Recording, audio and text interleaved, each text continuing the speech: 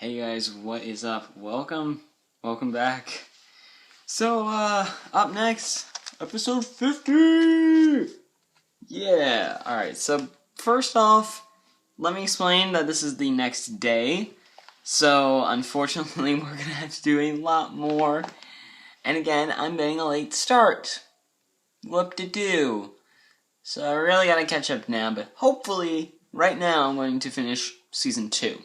I'm wanting to get the review of the toys out of the way so that I can finish up Season 3 with nothing else on my plate. So anyway, Friendship Express by Amy King Rogers. Let's do this. Her last episode prior to Season 4 due to the fact that she did not do an episode in Season 3. Pretty unfortunate, but she had to do Pound Puppies, so whatever. No, it wasn't Pound Puppies, it was Care Bears. That's right. Welcome to Care-a-Lot. Is it me, or is everything trying to copy off Camelot? Because there's Camelot, then there's Canterlot, then there's Care-a-Lot. Like, really? Are we really trying to make references to King Arthur? In kid shows? Anyway. Pinkie Pie has been entrusted with the safe delivery of Mr. and Mrs. Cake's towering entry in the National Dessert Competition. The Marzipan Mascarpone Meringue Madness, or with 4 M's for short. She enlists all her friends to help escort the cake on the train to Canterlot. Big Mac's got it on his back. She's directing him in traffic. Mr. and Mrs. Cake are behind him, making sure that it doesn't fall. Well, they're a little worried, so if it falls, they're just going to stand back and watch. So, Pinkie basically says, okay, Rainbow Dash, Fluttershy, you guys are going to hold it up with rope, and you guys are going to fly in place, travel with Big Mac, and make sure that it stays up with rope for some odd reason. Twilight, hey, we're going to need some unicorn magic. Put a bubble around it so that if it does fall, then, it can bounce back off the bubble or something. And then the last part of it is Rarity and Applejack, trampoline thing to catch it, and I don't know, just behind the bubble. Anyway, so the real trouble comes when they have to get on the train, destroy the train car, and then put it back together after they put the cake in. So, yeah. Several other bakers are also on the train, all determined that their desserts will win. Names and entries and pictures coming later. So Pinkie keeps watch over her charge throughout the night. Her charge? Poorly worded. But suspicious things keep happening, and the next morning she sees that someone has been nibbling on the desserts. All the entries are ruined.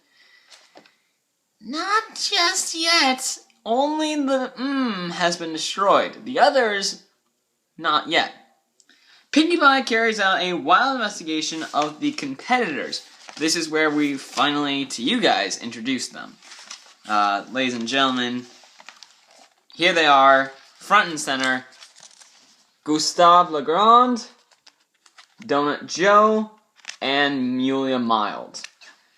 Mulia's got a chocolate mousse, as in chocolate mousse shaped into a mousse.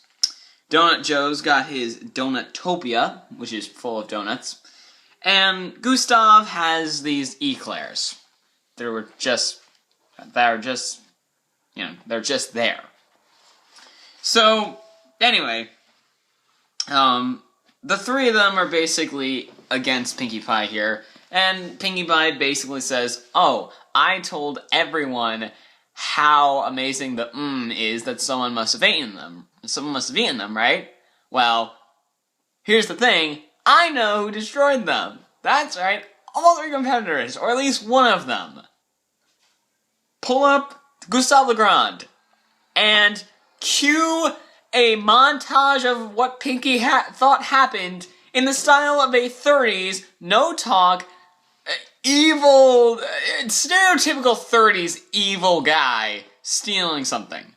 You know those evildoers, those villains that have the capes, the really long mustaches, and the top hat? Yeah, that's basically what happens. For Joe, his story is basically, well, to put it in a layman's term, it's James Bond, basically.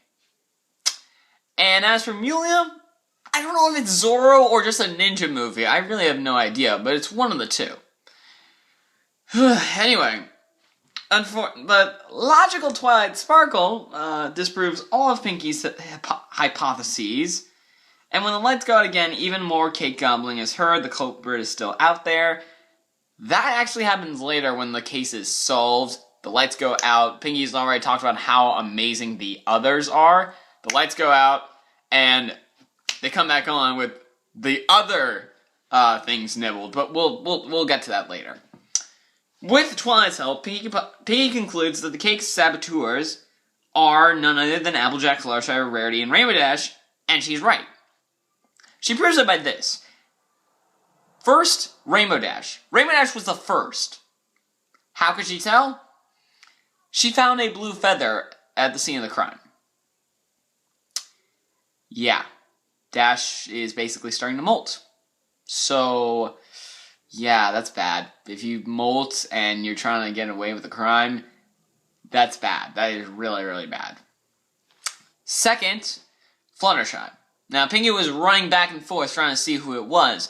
She completely missed Rainbow Dash, but she got that close to Fluttershy. They both of them ran all the way up to the front of the car, but Pinkie Pie thought that she was seeing the train conductor when it all along was Fluttershy. Why? Because a piece of her pink hair happened to be in the train conductor's hat. Third, Rarity. And basically what she did was, Pinkie just tried to get to the saboteur, and then running, boom! Right into a wall goes Rarity. And then she runs out. Following morning, two big things happen. One, Twilight finds a fake eyelash.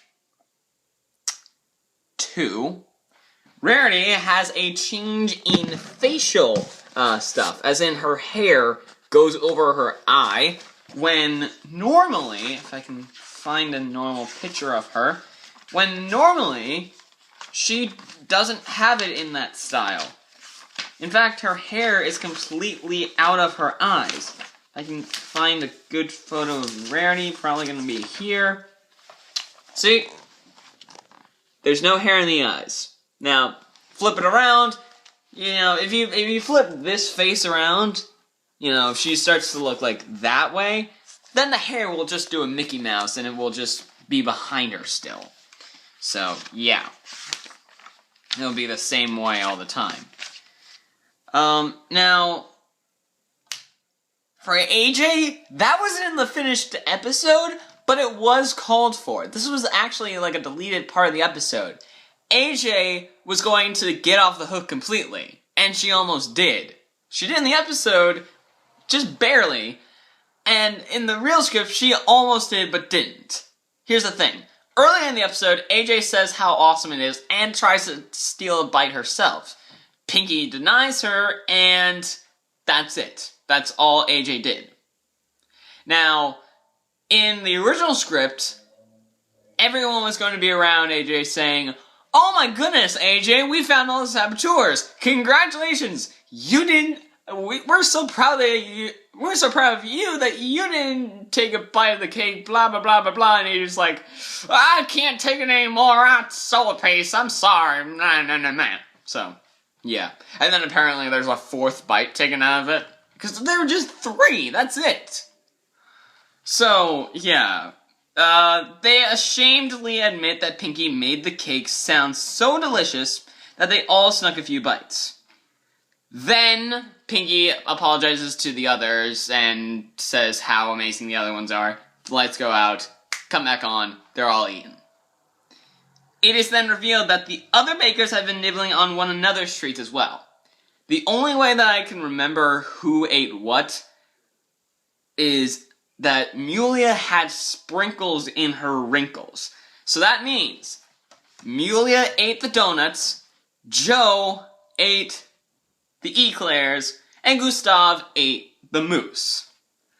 There are rhymes and just little word puns that Pinkie makes to, Sherlock it out. And by the way, they are doing Sherlock, Watson, and then they switch hats. So, yeah, they're playing Sherlock here. But Pinkie does a really good Sherlock and says, hey, here's my proof. And she's completely right. Now, having no desserts to enter in the contest, the group works together to remake their masterpieces, and they basically put what they have left together. So, cakes, eclairs, donuts, and chocolate mousse all together in one gigantic piece of dessert. Lo and behold, everyone wins. And as said in the friendship lesson, Dear Princess Celestia, today I learned that it's not good to jump to conclusions. That's a good message to tell the kids. You have to find out all the facts before saying some pony did something. If you don't, you can end up blaming some pony for something they never did. This could hurt their feelings, and it could make you feel really foolish. So from now on, I will always make sure to get all the facts. Pinkie Pie. Also, Pinkie eats the entire dessert madness thing in the end. So, yeah. Anyway, okay, that didn't fall off, but good. Anyway, thoughts on this episode. I thought this was hilarious. The jokes, the visual jokes were perfect. The references were top-notch. Hell, if they made a reference to Doctor Who in this episode, I think this would be just one of the greatest episodes of all time. And it is, but it's not the greatest. It is not the greatest. Here's the thing. Here's the reason why. Honestly, this episode did have a bit of, curveballs that it threw. It's like, okay, if Pinkie had just, calmed down and not said, oh, I blame the others, well, then we wouldn't have had, all these awesome, references and whatnot. But, it's just picky this, picky that, whatever. Either way, for Amy's last episode, it was probably the best for her. One of her best. If not the best for Amy King Rogers. With that, I give it a 9.5. It's one of the greatest episodes of all time. It's a really great episode, and I think a lot of people are going to like it. It's not really on it's not really on everyone's radar, is what I'm trying to say. But I think it should be. It should be. I mean, yeah, they hit the 50 episode milestone, but it's still a good episode. It really is. So, up next, this will be split into two. Up next, we're going to split this into two videos here. And it's a Canterlot Wedding. Up first, Canterlot Wedding Part 1, and then later, Canterlot Wedding Part 2. And thusly, episodes 51 and 52 will be complete. So, yeah. Then the review of the toys. Fingers crossed. See you guys for those episodes.